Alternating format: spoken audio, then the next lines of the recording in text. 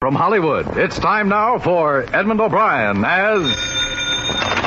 Johnny Dollar? I received a message you called. This is Roy Underwood. Oh, yes, Mr. Underwood. I've been hired by the Plymouth Insurance Company to look into the jewelry you reported stolen. That's what the message said. I wondered when I could see you, find out if you have any idea who stole it. I'll be in my apartment for the rest of the night, and I'll tell you everything you need to know. I know who stole it, and I think I know where you can find her. Ah, you make it sound very simple, Mr. Underwood. I'll see you after dinner. Say 8:30.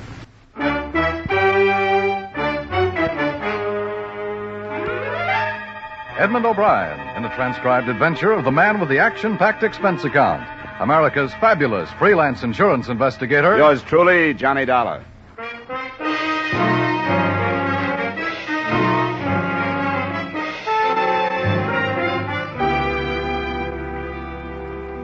Expense account submitted by Special Investigator Johnny Dollar to Home Office, Plymouth Insurance Company, Hartford, Connecticut. The following is an accounting of expenditures during my investigation of the Virginia Towne matter. Expense account item 1, $20, transportation and incidentals between Hartford and the Hotel Bentley, New York City. I contacted the policyholder, Roy Underwood, and at 8:45 that first night I arrived at the 63rd Street apartment. The meeting was not in private. We can go in the study. Well, maybe I shouldn't have interrupted you tonight, huh? Oh, won't take long. I'll be right back. A little business. But what am I going to do with him? He just sits there with that character and ignores me. Oh, sure, Ellie, sure. I'll talk to you about it in a minute. Now, excuse me. He just sits there. I hope you'll pardon my not introducing her to you. I will. Gets a little out of hand sometimes. Here. There's whiskey on the table if you want it. No, thanks. This jewelry you reported stolen, I have a description. Will you look at it? Tell me if it's right? Yeah. Yes, this is correct. They were stolen by a woman named Virginia Towne. You're sure of that? Oh, yes, I'm sure of it. She was here at a party, very much like this one. I saw her leave with them. You didn't try to stop her? Of course I did. It's not my responsibility to place a thief under arrest. Did you notify the police? No, I was going to, but I thought better of it next morning. I wanted to give her a chance to think twice, too. If she'll bring them back, I won't swear out a complaint. The pieces are all women's jewelry. 2 bracelets and 3 rings. Yes, I buy odd pieces when I can, at a reasonable price. How did she manage to get hold of them? They were in my dresser drawer. She put them on. I told her to take them off. She refused and left. You mentioned on the phone that you thought you knew where I could find this Virginia Towne. Well, I'm not sure, you understand. I tried to phone her at her apartment, but she'd moved out. Then I called her closest friend, a girl called Frances Adams, and she said she didn't know where Virginia was, but I think she was lying. I think Virginia was right there. Where do I find this Frances Adams? Oh, her flat's in Lexington, near 40th.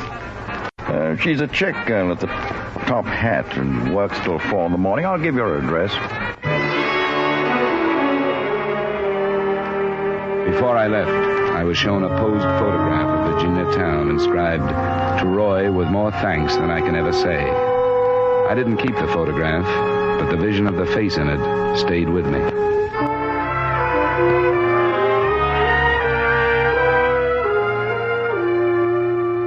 On Roy Underwood's hunch where Virginia Towne might be, I cabbed to the address of a friend on Lexington.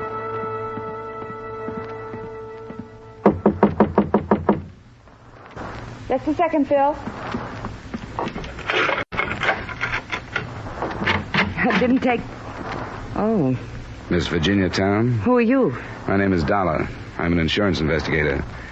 I'm here to talk to you about some jewelry owned by a Mr. Roy Underwood. What? May I come in, please? Yes. Roy sent you here? I'm working for the insurance company. Roy said he thought you might be found here. And he said the jewelry was his. That's right. He said you stole it. But that's not true. He gave it to me. One of the bracelets for Christmas last year, the other for my birthday, and the rings at other times. You have proof of that? Proof? He knows he gave them to me. I said proof.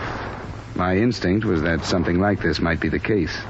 But the people who hired me can't consider the personal angles. I should have expected something like this. Underwood has proof of ownership. He insured the pieces to himself, and he undoubtedly has bills of sale. You'll have to give it all back, or he'll go to the police. I can't give it all back. I sold one of the bracelets. Well, you can buy it again. No, I couldn't possibly. I sold it at a low price because I didn't have any money and I had to live. You must have friends. Can't you borrow enough to get it back? I have friends, but they're the ones I had before I met Roy. One's a hat-check girl like I was, another's a cab driver. That's who I thought was at the door when you knocked. They're not the kind of people who can scrape up $1,500 at the drop of a hat. Is that what you need? At least that. Not much of a market for things like that bracelet. I had to take a cut price. That or wait months for a buyer. But I had a right to sell it. It was mine. I didn't steal it. He said you did. He said you took it and the rest of the stuff out of his dresser drawer. That's not true. There was a party going on? Yes. Did you go into his room? Yes, to tell him that I didn't want to see him anymore. He laughed at me and said I'd come back to him any time he wanted me to. I guess this is what he meant. If you were in there alone with him, it's his word against yours. As I said, he has proof of ownership. I'm afraid you're really in trouble. Unless I crawl back. That'll be Phil. Just a second, Phil. I don't know how he's going to take the news. There's nothing to do but tell him. Phil's last name was Kelly, and it matched his appearance. He was over 40, red hair beginning to gray. As he listened, his heavy, freckled hands started to clench and unclench, and the look in his eyes convinced me more than her words that Virginia Towne was telling the truth. The rest of the story came out. Underwood had gotten her into a few chorus lines after he'd talked her out of a job in a nightclub. Not because she had any outstanding talent except beauty, but because of his influence. When he stopped using that to her advantage, there was no more work. I borrowed money from him till I finally got it through my empty head that the farther in debt I got, the more he enjoyed it. So I stopped it the only way I knew how. I told him it was finished, and it was. And she's no thief. She sold only what was hers. She didn't steal them gewgaws. It's not what I think, Kelly. It's what the police can pile up in the way of evidence. Well, then, the truth of it is, I sold the bracelet. I stole it from her. I stole it from her, and that's why she can't give it back. Tell him that and see what he can pile up against me. Now, wait a minute, Kelly. Phil, now you're being ridiculous. No, I'm not. There's no reason to bother Mr. Dollar with all this. It's his job to return the jewelry if he can, and that's all. But you're not going to see Virginia arrested because of the personal feelings of this scum now, are you? No, I'm not, if I can help it. Well, that's better. What are you going to do, Mr. Dollar? Well, I'm going to give you some time to try to raise some money. I'm overstepping my bounds, but I think you deserve a break. I'll stall Underwood for 2 days. Tell him I haven't found you. That's tomorrow and the next day. That's the best I can do. That'll be time enough. And I'll deliver his blasted gewgaws myself, with a slug in the teeth to boot. I don't know how to thank you, Mr. Dollar. Forget it. I'll check back with you tomorrow.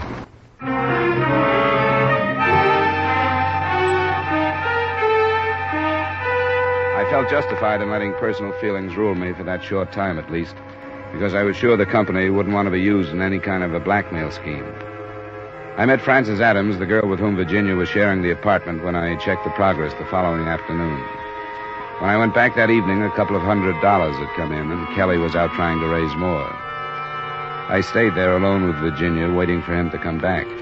And I caught myself thinking less about my part of it, and more about the way she was facing what could be in her future. She was uncomplaining and almost naively brave about accepting the possible results of the mistake she had made. I returned to my hotel and called Underwood.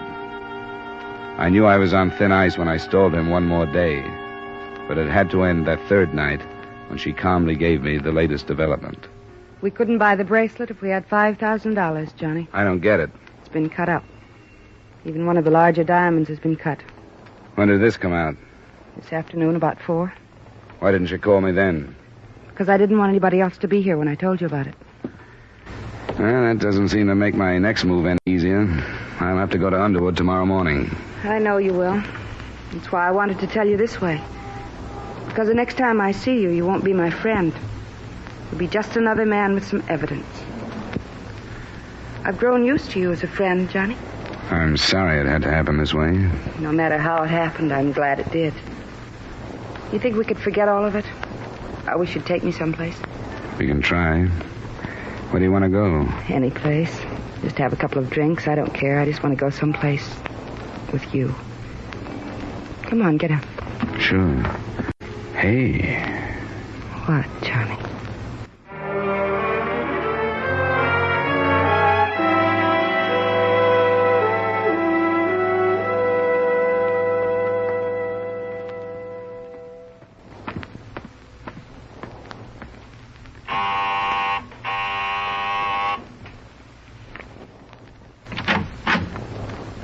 Underwood. Come in. What was this nonsense you were talking on the phone? That you thought the insurance company would be willing not to prosecute if the loss was made up? Who's going to make up the loss? Forget it, Underwood. Do you think that's any way to stop crime? I said forget it. I certainly intend to. I've got your stuff. I was willing to show some leniency if everything was returned, but I'd be a fool. The missing piece is listed as worth $2,400. If you'll sign this claim, I'll turn it into the company. Here's my pen. Thank you. Can't afford to be taken advantage of by every beautiful young thing that happens along. Here you are. Thanks. I want to thank you for what you've done. It's nothing but a job, Underwood. Nothing but a job.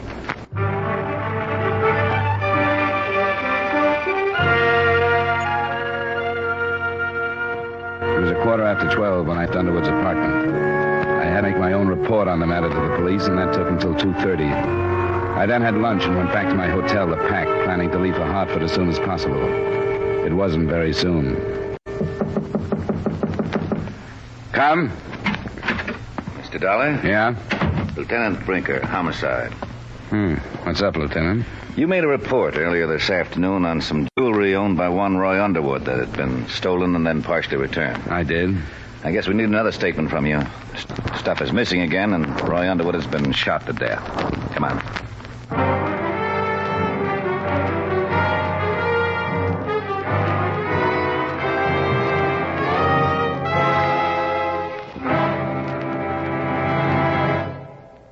We will return you to the second act of yours truly, Johnny Dollar, in just a moment.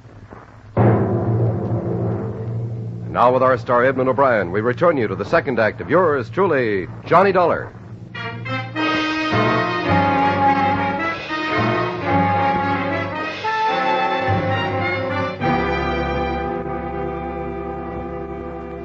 On the way to headquarters with Lieutenant Brinker, I learned that Underwood had been killed in his apartment. The report had been phoned in by the building manager at 2:20 that afternoon when he heard the screaming of Alice Breen. She was the drunken young woman I'd run into the first night on the case. She was being held as a material witness. In spite of the fact that the jewelry was again missing, the police took a dim view of her story that she'd entered the apartment and found Underwood dead. As far as I was concerned, there were a number of things I wish I hadn't done and a number of things I wish I hadn't said in my first report to the police. Now, you stated that after 3 days of searching, you found the suspect in the original theft this morning, recovered the stolen property, minus one item, and returned it to the owner. Do you think that between the time you found this Virginia Towne and started back to Underwood's apartment, somebody could have learned about the jewelry and followed you? I'm not sure. If somebody knew about it and planned to steal it, I don't know why they didn't steal it from the Towne girl. According to your report, this Virginia Towne told you she considered the property in question to be a series of gifts. That's what she said. If that were true, do you think she would have conspired to armed robbery to regain it? I don't know. Why are you working these possibilities over, Lieutenant? I'm trying to eliminate them as possibilities. This Alice Breen, we know she was involved with Underwood. We're told he was pretty ruthless in getting rid of women he was through with. The motive of passion would be easier to work with. I haven't heard a whole statement. She hasn't made a decent one. But what she told the manager doesn't jibe with what she told us. Lieutenant, I can recheck the Towne girl's statements and maybe get something if you'll let me do it alone. Why should we do that? Well, you don't have to, but she knows my sympathies are with her. I think she was getting a bad deal from Underwood, and she knows I think so. You've got a good record here in New York, Dollar. You think you might do better alone? I guess I can take a chance on you. You've got quite a bit at stake yourself, haven't you? What do you mean by that? I sent some men to Virginia Towne's place. She wasn't there, but the girl she lives with was. What she told my men makes it sound like you found her before you said you did. You can still take a chance on me, Lieutenant. I hope so, Dollar.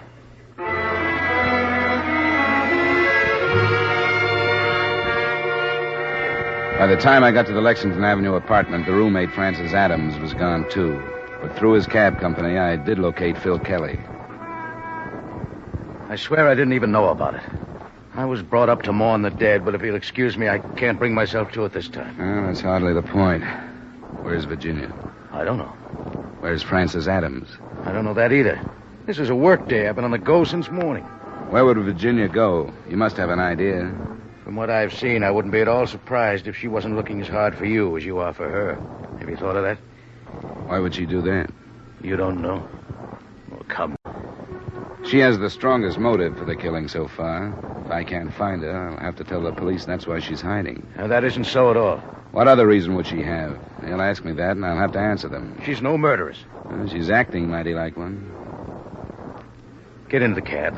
I'll take you to her.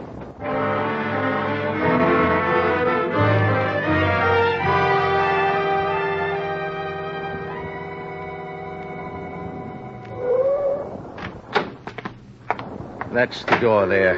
I won't go in with you if you don't mind. I don't know she's there. She's there. Okay. I've got a check on you, Kelly.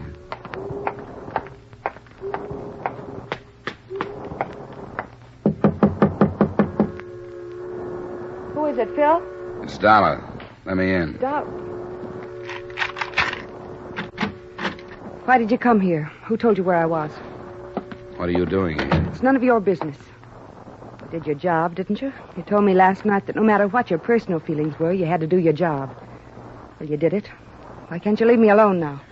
If he was still alive, I could. Still alive? The police have been looking for you. Roy Underwood's dead? You didn't know? Of course I didn't know. Johnny. Why are you hiding? Because I didn't want to be arrested. You told me Roy was going to swear out a complaint. You didn't have a chance to. Starting at about 1 o'clock this afternoon, where have you been? Here, Johnny, please. How did you get here? What difference does that make? Kelly bring you? No. And how did he know where you were? Johnny, I came here because you said Roy could swear out a complaint, and it was his word against mine, and that somebody in my spot didn't have much of a chance. I wish you'd been as truthful with me. What do you mean? You've lied to me. No, I haven't. Yes, you have. Now I realize they were stupid, obvious lies. And I believed them because I wanted to believe them. Johnny. You told me Underwood gave you those things as presents. Christmas, birthdays, and so on. It's true. The police have learned that he bought all of the pieces on the same day at an auction. Year before last. I didn't know that. I don't care when he bought them. He gave them to me. You didn't tell me until last night that the bracelet you sold had been cut up. The police learned that the jeweler who bought it told you he was going to cut it up. All right, I did lie.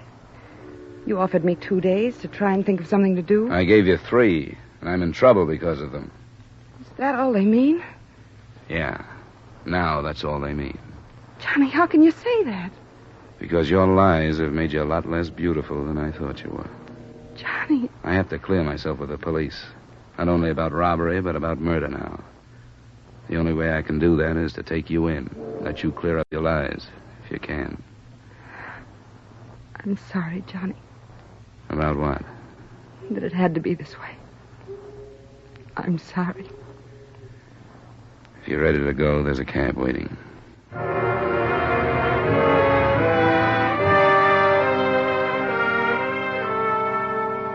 It was a silent trip to police headquarters in Kelly's taxi, and Lieutenant Brinker allowed me the privilege of being present while he questioned Virginia for 2 hours. When it was finished, Alice Breen, the material witness, was released, and I walked out of the building into a murky New York evening. Mr. Dollar. You still here, Kelly? Where else would I be? You want to drive me back to my hotel? Sure, get in. When's she coming out? I don't think she is, Kelly. Why not? Well, they're building up quite a case against her. What about? Not killing that scum. Yeah. She didn't do it, and you know it. I don't know, Kelly. Well, I do. I know where she came from, and I know what she is. She had nothing for so long that when that Underwood gave her his line and made his rotten promises, she thought it was heaven opening up to her. I know, because she told me so. With her eyes shining. Can't you see you've just exposed her motive? She had nothing when he found her, and he was going to send her back with less. A prison term. She didn't kill him. Why do you keep saying that, Kelly? Because I killed him. The motive you've given her was mine. Do you think I'd stand by and let him send her to prison? Do you think I'd do that? Knowing her since she was a baby? And a mother and father before? Kelly, do you know where the jewelry is? Yes, I know. Where is it? I'll tell you in good time. I want you to take me in there now. The police have the jewelry, Kelly. You're lying to me. She told them where she'd taken it after she killed him. And they found it there. Maybe I'd better get another cab, huh?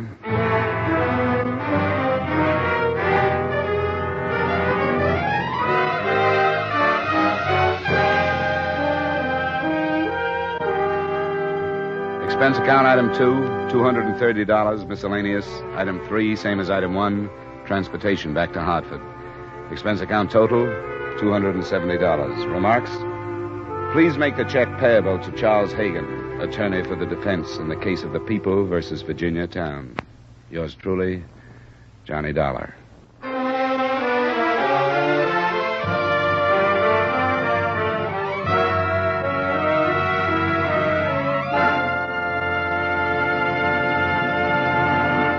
Yours truly, Johnny Dollar, stars Edmund O'Brien in the title role and is written by Gil Dodd with music by Wilbur Hatch. Featured in tonight's cast were Ramsey Hill, Gene Wood, Virginia Gregg, Jack Moyles, and Ed Begley. Yours truly, Johnny Dollar, was transcribed in Hollywood by Jaime Del Valle. This is Dan Coverly inviting you to join us next week at this time when Edmund O'Brien returns as... Yours truly, Johnny Dollar.